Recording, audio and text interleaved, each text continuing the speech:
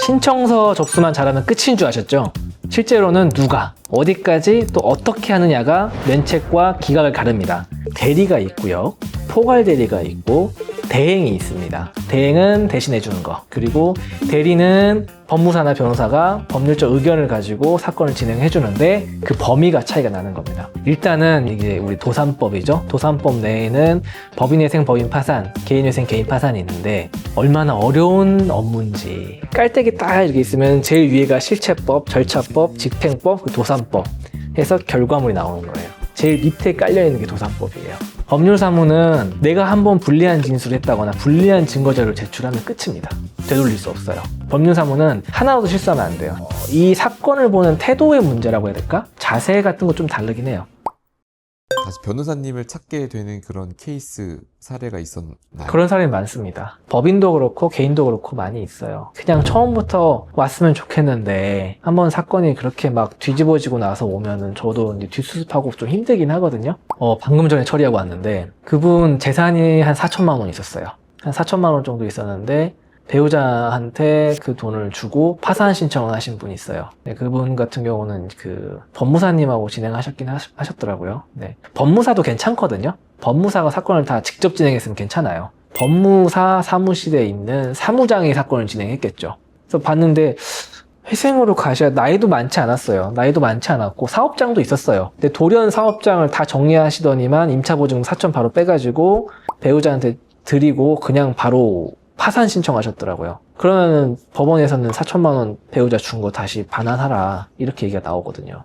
차라리 회생을 하셨던지 아니면은 적법한 절차를 밟아가지고 재산분할 형식으로 해서 주시고 그리고 파산을 들어오시던지 하셨어야 되는데 정상적인 절차를 밟지 않았죠. 이게 아까 말씀드린 법률사무의 문제인데 한번 정상적인 절차를 밟지 않고 그냥 들어왔잖아요. 되돌릴 수 없어요. 다시 정상적인 절차를 밟고 다시 오겠습니다. 이게 안 되는 거예요. 일단은 사무장은 책임을 질 수가 없죠. 제가 말씀드린 것처럼 사무장은 대리할 수 있는 권한이 없잖아요. 그래서 모든 책임은 채무자가 지는 겁니다. 반대로 변호사라면은 좀 다르죠. 왜 그러냐면은 사건을 진행을 할 때 법원에 이제 위임장을 제출해요. 소송 위임장을.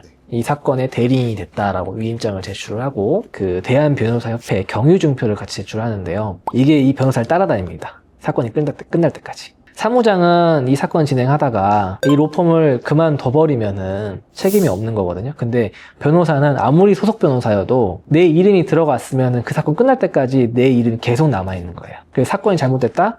그러면은 소속 변호사하고 대표 변호사 같이 책임집니다.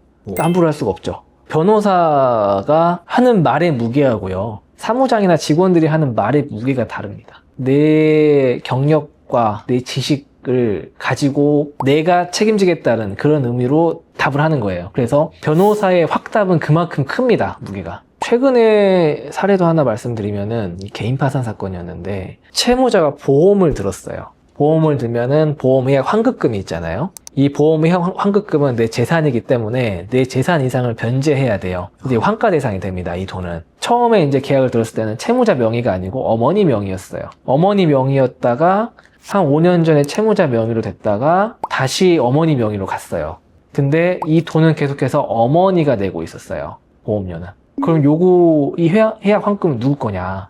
어머니 거라고 봐야죠. 근데 파산관제인이 요거를 부인의 소를 제기를 했습니다. 어머니한테 소를 제기한다고. 근데 이제 이 사실관계는 제가 다 정리한 거고 사실은 어머니하고 이 채무자의 돈이 약간 막 혼용되고 누가 누구 건지 막 정확히 아낄 수가 없는 그런 애매한 관계였어요. 왜냐면 가족들은 다 그러거든요. 돈이 왔다 갔다 하거든요. 10년 동안. 그거를 파산관제인이 신청하면서 부인의 소를 제기를 해놓고 이걸 가지고 채무자를 압박을 하는 거예요. 그러면 파산관제인이 그 압박을 하는데 이거를 채무자는 당연히 불안하죠. 엄청 불안하죠. 돈 내놓으라고 하면은 돈 내놓을 수밖에 없을 것 같고 막 불안하죠. 근데 제가 그거를 8개월 정도 되는 것 같은데 8개월 정도 막았어요. 저 믿고 기다려보시라고 계속. 마지막 절차, 채권자 집행 절차 바로 전에 파산관제의 소를 취하했습니다. 본인 직접. 이게 법률 판단인 거거든요. 저도 이런 경우는 좀 당황스러웠었는데 소를 딱 신청해 놓고 돈 내놓으라고 막무가내로 이제 압박을 하는 거예요, 채무자를.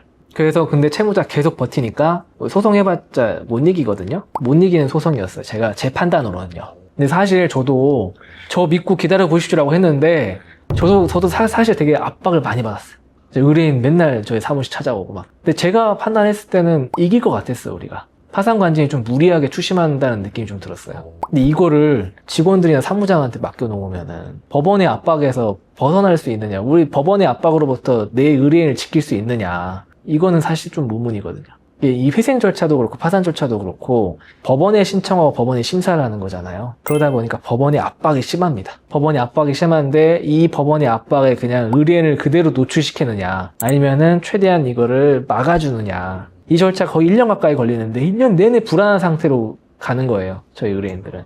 못 막아주면은. 그 회생이나 파산 신청하시는 분들은 법률 관계가 그렇게 깨끗하지 않습니다. 단순하지 않아요. 뭐 예를 들어서 누군가에게 내 계좌를 빌려줬다거나 명의를 빌려줘서 그 사람이 내 명의로 사업을 하다 망했다거나, 이게 일종의 명의대여죠. 아니면은 부모님한테 내 명의를 빌려줘가지고 사업을 하다 망했다. 아니면은 자동차를 샀는데 그 내 명의에 차지만 부모님이 사용하고 있다. 다 명의대여예요. 그리고 이제 다른 것도 있다면 사행위 취소 같은 게 있겠죠. 부인권 같은 거. 아까 이제 제가 말씀드린 배우자한테 돈 주고 파산 들어갔다거나 이런 것들, 법률적으로 문제가 되는 것들이죠. 근데 그런 것들 보면은 사행위 취소가 안 되는 경우도 있어요. 채권자가 10명 있는데 그중 한 명한테 내가 돈을 줬어요. 그 돈을 준 것만으로 부인의 대상이 되냐, 사회행위가 되냐, 이건 아닙니다. 돈을 줬는데 이 돈을 줬을 때가 내가 채무 초과 상태, 경제적으로 굉장히 어려운 상황에서 줘야 돼요. 내가 10억 있는데 그 중에 10억 있는데 채무가 1억 있어요. 그 중에 다른 사람 뭐 1,000만 원, 2,000만 원 갚아주는 거 전혀 문제가 안 되죠. 근데 내가 만약에 돈이 하나도 없어요. 하나도 없는 상황에서 유일한 재산이 뭐 빌라 같은 게 하나 있는데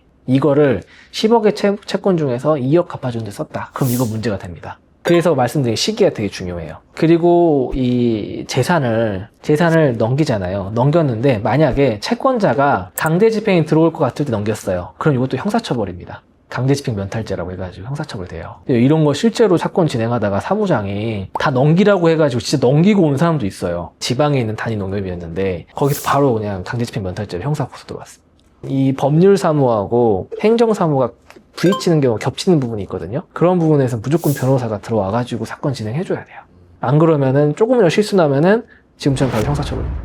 그럼 변호사님과 함께 사건 진행하면 다른 점? 구체적으로 이런 것들은 좀 디테일하게 할 수 있다. 일단은 저는 10만 원, 20만 원 되게 크게 보거든요. 변제 금액 말씀하시는 거죠? 네. 우리 의뢰인한테 10만 원, 20만 원, 단돈 2만 원 되게 중요해요. 그래서 진짜 끝전이라도 깎으려고 노력을 많이 합니다.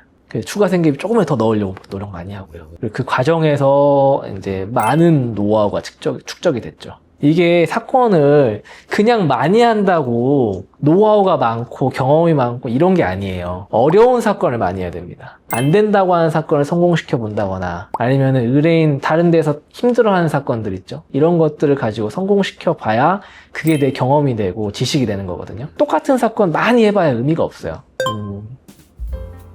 불안해하시면 안 됩니다. 사실 이 채무에 쫓기면 사람이 되게 불안하거든요. 불안하고 두렵고 그러거든요. 그러지 마시고 방법이 무조건 있다라고 생각을 하셔야 돼요. 내가 살아날 방법은 무조건 있다라고 생각을 하시고 궁금하시면 저한테 언제든지 전화 남기셔도 되고 아니면 저희 사무실로 연락 주셔도 되니까 언제든지 이제 문의 주시면 제가 성심성의껏 도와드리겠습니다.